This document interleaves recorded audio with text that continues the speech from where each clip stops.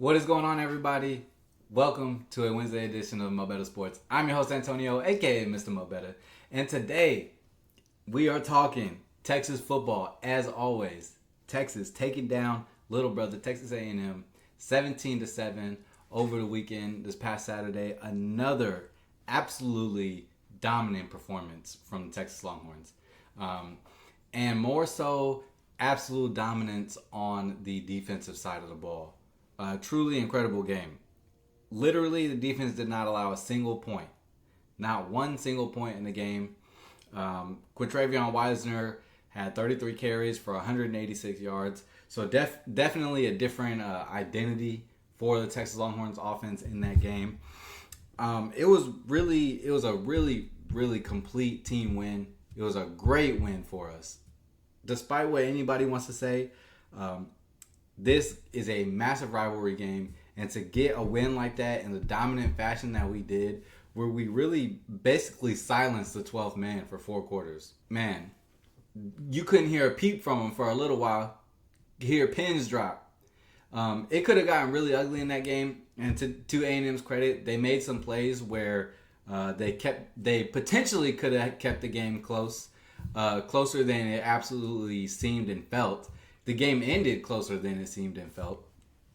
And that is a large credit to the fact that A&M made some big-time plays in moments when they needed to. Just they could not capitalize on them. And that's a credit to how good Texas defense is. Of course, with that win, now we are headed into SEC Championship Week again to take on the number 5 ranked Georgia Bulldogs. This will be the second time seeing them in the season. Obviously, lost to them early in the year, October 15th, lost 30-15, in what was otherwise an absolute demolition. Much like what we did to A&M, Georgia really did to us with less efficiency offensively, I would say. So, needless to say, this game, despite it being the SEC championship game, just a rematch with the lone team that has defeated you this season, that in itself makes it a massive game. And I fully expect this team to be really prepared. Before we talk about SEC championship and we get into Georgia, I just kind of want to recap the A&M game, right? So we saw a lot of unique things, I think, in that game. Not only did we get to see the Arch Manning package, which was awesome. Arch Manning got his first touch of the game and scored a touchdown from 16 yards. Showed excellent balance and athleticism. So that's very promising. You got a package with Arch involved. Now, the biggest thing from that I think about, and I'm sure if I'm thinking about it, Kirby Smart's probably thinking about it, is what is Texas going to be able to build off of that Arch package? Because he is not like your typical Wildcat quarterback, right? He's not like your Alex Orgees or, just your Wildcat players that come in. You know when they come in, they're more than likely going to be either running the ball or throwing it very short. Unlike them, Arch Manning is a very, very, very talented quarterback, and he has the entire playbook at his disposal. And by he, I mean Steve Sarkisian with Arch back there still has his entire playbook at his disposal. So that look on surface level to most people would say, oh well, they finally found a way to include Arch with the Wildcat quarterback. But a more advanced mind is thinking, okay, now what do they do off of that? Do you shift into a spread look? Do you shift into a 3 wide? Do you shift into like a 2 tight end, like a deuce look? What can you do off of that? Because you can do more than read option. You can run play action. You could take deep shots out of that. When you're on 4th and 1 and you put Arch Manning in the game, is he gonna run a read option, or is Isaiah Bond or Ryan Wingo or Matthew Golden gonna take off down the field? There's a lot that you can do off that package. So I loved to see that come out in this game, especially a week before the SEC championship, because it just gives Georgia and Kirby Smart so much to think about. You have to be able to try and plan ahead and think about what Sark is going to do off of that look. The other very impressive thing from an offensive standpoint was, I guess this is twofold. The effectiveness of the run game. Again, Quintravion Wisener, absolute dog, carrying the load, 33 carries for 186 yards. But mind you, we lost our number one left tackle, assuredly a first-round draft pick, in Kelvin Banks. We lost him in the first quarter to an ankle injury. Right? So Trevor Gooseby comes in as his backup, and guys, zero drop-off. I mean, absolutely zero drop-off. You could not even tell that Kelvin Banks was not in the game. I forgot Kelvin Banks wasn't in the game for a while. Trevor Gooseby played out of his mind, and he is a freshman. A freshman left tackle coming in and playing that well says something about where your program is at, right? I think that what the A&M game has shown is that Texas is peaking at the right time, right? We run the ball for 186 yards. We also pass the ball for 200 yards, put 200 yards on in the air. Quinn looked really good. He looked really effective, even on a gimpy ankle. He was stepping up in the pocket well. He was avoiding sacks. He did take a couple of sacks as well, which, granted, that's football. It's going to happen. But he was mostly making good decisions. Great decisions with the ball. He hit some beautiful, beautiful deep passes down the field. Quinn was putting excellent touch on the balls, whether it was to Ryan Wingo, whether it was to Matthew Golden, Gunnar Helm. He had a few tight throws to Gunnar Helm. He had a really tight throw, one that was could have been intercepted by Bryce Anderson, but Gunnar Helm stripped it away. He had an excellent throw to Jaden Blue in the corner of the end zone. Literally, again, Bryce Anderson is draped on Jaden Blue this time, but Quinn fits it, basically breadbaskets it right into Jaden Blue's arm. He didn't even really have to move, and Jaden Blue gets the heel in for the touchdown. Quinn was throwing some lasers, man. He had a really good game. He was throwing some excellent layered throws, putting really good touch on the ball. And he was spreading it around well. He was seeing the field really well. So we love to see that as well.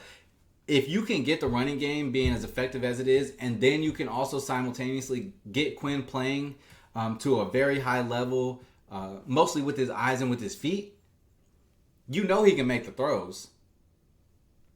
It's gonna be really hard. It's gonna be really hard to stop this team, and they showed that against A&M.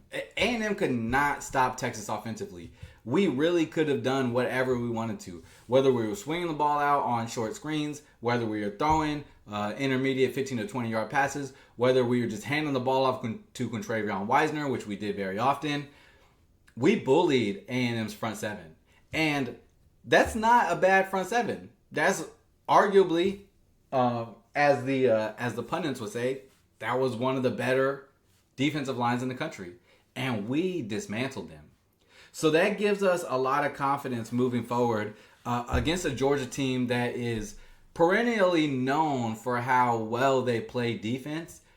The Georgia defense is not anywhere near as talented as it used to be. So, or as we're used to seeing it. So, seeing how Texas was able to control the line of scrimmage, we were able to control the time of possession. And even when things went bad, even when Quinn fumbled at the 10-yard line, even when Quinn throws a pick six that got tipped at the line of scrimmage, which arguably was going to be at least an interception either way, but ends up being tipped and Will Lee returns it for a touchdown, which is the only way they got their points. Defense didn't allow any points. Again, I'll just emphasize 0 points defensively allowed. So even when everything is going bad, Texas recouped, said, all right, time to take it back down the field. And they drove the ball down the field. And they wore the clock down. And they moved the ball. And they got turnovers. And the defense was suffocating. And the defense held on 2 4th downs one from the goal line, literally 3 plays from the goal line, A&M tries to bully their way in. A&M tries to play bully ball. Literally try to play bully ball, and our defense just shut that shit down. Ethan Burke coming up with a huge 4th and 1 at that goal line. So many times, again, that A&M could have took momentum away, and the defense just snatched the life out of A&M. It was just magnificent. Our safety play is progressively getting better. Just our defensive play in general is getting better every single week. From allowing 30 to Georgia, to then 24 to Vandy, to then 17 to Florida, 10 to Arkansas, 7 to Kentucky, because again, Kentucky scored a defensive touchdown in that game. 7 to Kentucky. Now 0 to A&M. To what was, and not only 0 to A&M, but A&M had the ball inside our red zone multiple times, and they are one of the better red zone offenses in the country, and we allowed nothing. Nothing. It was truly a remarkable game defensively, but all around a very complete game. I love that we can mold ourselves to be the offense that we need to be, even if it's not necessarily the offense that Steve or that Sark wants us to be, right? Because we know Sark is big play Sark. He wants to go down the field. He wants to take those shots downfield. But what he didn't do, and what I emphasized, what I said over and over, and you can go back and look at the videos, what we needed to do was establish the run game and not get away from it too early. Sark did not get away from it early. He did not get away from it. He kept pounding the rock and literally just wore A&M down.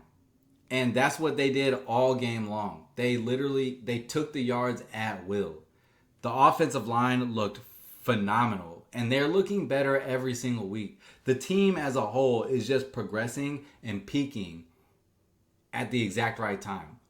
And it really showed. So, like I said, the score 17-7 is not in any way indicative of how the game went. It was completely controlled by Texas. Put up over 450 yards of total offense, and we held A&M to less than 250. That's the second week in a row we've held a team to less than 250 yards of total offense, right? And so now we move ahead, and now we're going to take on Georgia in the SEC Championship. And we're going to be no stranger to the hostility that the game is going to present, as it is going to take place in Atlanta. It is basically in Georgia's backyard, right? We're going to be right in the middle of the turmoil again. We're going to be in the sea of red.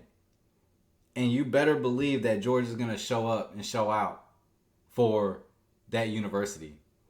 It is going to be a hell of a game. And I'm very interested to see how Georgia approaches, specifically knowing that we have a package like Arch Manning. Because you got to imagine, Haynes King is by no means a top tier quarterback in the SEC, nor in the ACC, nor in all of college football. Yet he took Georgia's defense down to the wire, practically by his damn self. So knowing that Georgia's defense can be exposed with the quarterback run game, and knowing the type of athlete that Arch Manning is, it is going to be very interesting to see how they prepare for that. And I'm sure Kirby Smart and that Georgia defensive staff are going to be, they're going to be mulling over just all the things that can come out of that package. But you can't spend so much time on Arch that you forget about Quinn. Quinn will slice you up. And now, he's going to have to probably dial up some blitzes. Hopefully, he's going to have to dial up some blitzes. Because in the last game, just to quickly recap that, Georgia had 7 sacks, 10 tackles for a loss, held us to 1.1 yards per rush, 22 carries for 29 yards. Quinn had, 2 interceptions and a fumble, or an interception and 2 fumbles. I think that's what it was. He also threw for 2 touchdowns. And while that game was 30-15, we had several opportunities in the second half to make that game a lot closer and potentially tie it as well. So for as bad of an offensive performance we had in the game, we still had multiple opportunities to make the game close. The defense had 3 turnovers of their own for Texas in that game, right? So I'm just wondering what it's going to look like, because while Texas is ascending, we are currently a program ascending. And in every week, it's showing that. Georgia is doing the opposite. They are headed downhill. And I feel like every week is showing that. They're playing very close games every week, nearly losing to a 7-5 Georgia Tech team that they should have no business being even close to in a game with. It's going to be interesting to see if Georgia, the way that Georgia won the game last time was to just be flat out honest, is that they had 3 possessions inside the Texas 35, which I can almost assure will not happen with how the run game has been established and emphasized for Sark over the last couple of weeks. If they can't get those turnovers like they got in the last game, what are they going to be able to do offensively to outperform Texas's defense? Because right now, Texas defense is absolutely playing like the best defense in the country.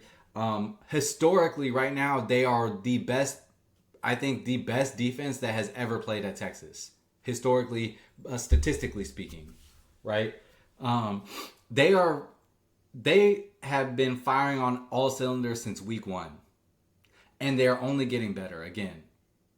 So if Georgia has to put the responsibility on Carson Beck, who already turned the ball over 3 times in the first game, and they can't establish the run game, do they have what it takes offensively to get it done, to drive the length of the field, multiple drives, 6, 7, 8, 9, 10 drives? So do they have what it takes? I guess that's the question. Do they have what it takes to drive down the field, the length of the field, multiple times against the defense? Because I don't think that the offense will have the same, I don't think Texas will have the same offensive blunder of a performance that they did. That was by far their worst game. Their worst game probably in the last 2 seasons. I just don't foresee that happening again, right? Like we're like a well-oiled machine right now. And even when things go bad, our defense is literally just shutting everything down. Like, you can't say anything more. It's so impressive. It is beyond impressive. I'm almost baffled at how good the defense is. And I think they give us the best shot at making a national title run than anything. And that's if our offense isn't clicking. If the offense is clicking, you can say goodnight. You could say goodnight. This could be a 20-point game. Could be. And I know I had the same mindset when we first played Georgia. And, I thought that, hey, the game probably wasn't going to be close. And I was wrong on that. But again, an anomaly of a performance. I think if Texas plays to its maximum potential, this could be a 10-point victory. 10 plus. It's going to be an absolute showdown. I'm really excited for it. I'm so excited for it. The first year in the SEC, and we're playing for the title. And if we win the SEC championship in our inaugural season, can you imagine the smell of the SEC conference? Oh my God. Y'all have heard them, right? Y'all have listened to the talk about Texas' schedule. For whatever reason, everybody says Texas has played the softest schedule in the SEC, yet every team that Texas has beat one of your top 5, top 10 teams. Funny enough. So I guess it's only soft when Texas beats them. Just because of how we handle them, right? So they must be bad. Because if Texas can just whoop them, anybody can, right? But hey, they're whooping your Alabamas and Ole Misses and Georgias, right? So come on now. It's gonna be chaos. Yeah, man. I can't wait. Honestly, I can't wait to be crowned champion. We got 3 days. Yeah, man. I think if Texas can control the game on the ground the way they did against A&M, and if Quinn can continue to hit his layered throws and just not rush if Quinn can just slow down and process the defense and not just try and catch and throw all the time, I think he can be when Quinn makes it to his second, third, and fourth reads, like he is like lightning in a bottle, bro. He can hit anything, and he has incredible throws. But when he just tries to catch and shoot, like I feel like he throws in the coverage damn near every time. So if he can just continue to make his progressions and stay firm in the pocket, and if our O-line can hold up against that Georgia defensive front, which again they're gelling at the exact right time, so I have a feeling that the stunts and the blitzes and the twists and everything that Georgia was bringing in the first game is not going to maybe shell shock them so much a second time around. It's hard to beat a team twice. And it's hard to beat a team twice when you had so many things go your way the first time. It's no doubt going to be an exciting game, and I'm so looking forward to it. I can't wait for this weekend. I know National Signing Day was also today, and other news. National Signing Day was today, so Texas got to look at some really good recruits. I'll be looking into that, probably bring a video out to that about that for you guys tomorrow or Friday, and we'll probably go ahead and take just do a little breakdown of Georgia and what they're looking like, what to expect, what we've seen from them in the last couple of games. And yeah, man, we got the game coming up Saturday. It's gonna be here quick. I'm super excited. But that's all I got for you guys right now. If you made it to this point in the video, please do me a favor. Hit that subscribe button if you haven't already. Hit the like so we can get the YouTube video out to the algorithm. It's all about the algorithm these days, man. The likes really, really help. I appreciate it. Leave your comments. Let me know how you feel about the game, what you think. What you think Kirby Smart is thinking, what you think Georgia's gonna bring, what do y'all think the outcome is gonna be? I'll do a little prediction in the next video. But yeah, let me know y'all's thoughts. Any comments, questions, go ahead and leave them. Of course, hit that notification bell so you never miss anything we got coming for you. Because remember, no matter where you look, there's no better place than Mo Better Sports for your latest Texas football takes. I'm Mr. Mo Better, and I am out. Peace and hook 'em.